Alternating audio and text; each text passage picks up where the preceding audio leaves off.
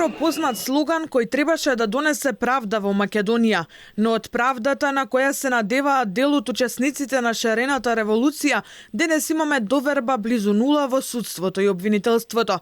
Надежта за правда која форсираше владеачката СДСМ заврши неславно, кога згасна и специјалното јавно обвинителство.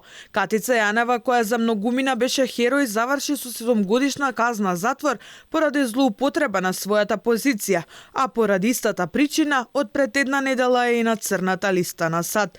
Од специјалното јавно обвинителство остана само зградата, но тоа не беше пречка за тогашниот лидер на СДСМ Зоран Заев да се расфрла со изјави дека неговата партија донела правдата во Македонија, па го искористи носењето на законот за јавно обвинителство. Почитувани граѓани, успеавме.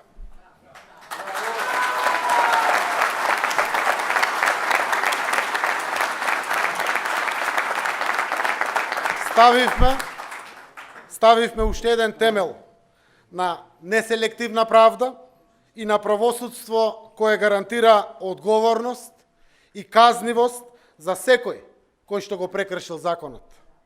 Правда и борба против криминалот и корупцијата.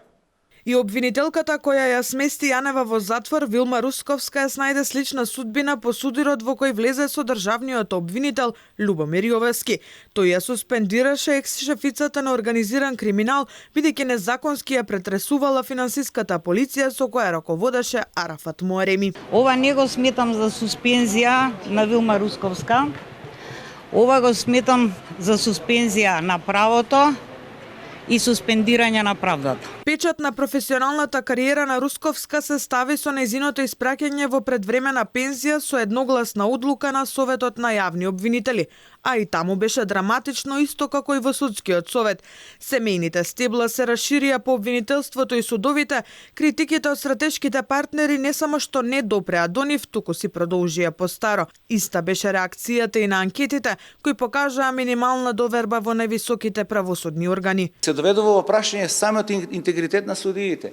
Во состојба кога тие пријавуваат во анонимни анкети, пријавуваат некакви вакви аномалии, а од друга страна да не ги истакнат таквите аномалии, значи на некој начин се припишуваат сами на себе дека нема доволно храброст. По половина не можеме да знаеме дали е само таа половина од делот од незадоволните или не е. На вистина е загрижувачки, не би сакал да вртам лево или десно. Не така далечно минато е поставувањето на Ислама Бази за шеф на организиран криминал, за чие назначување реагираше дури и меѓународната заедница. Оттаму куп критики беа упатени кон судскиот совет, кој не го погодија зборовите за незаконско постапување. Од назначувањето на Весна Дамева, која се поврзуваше со правната комисија на СДСМ, па се до нејзино разрешување и повторно враќање на председателската функција. Јас на вистина не знам овој епилог како ќе заврши, освен што одредени лица од политиката ќе бидат и текако задоволни.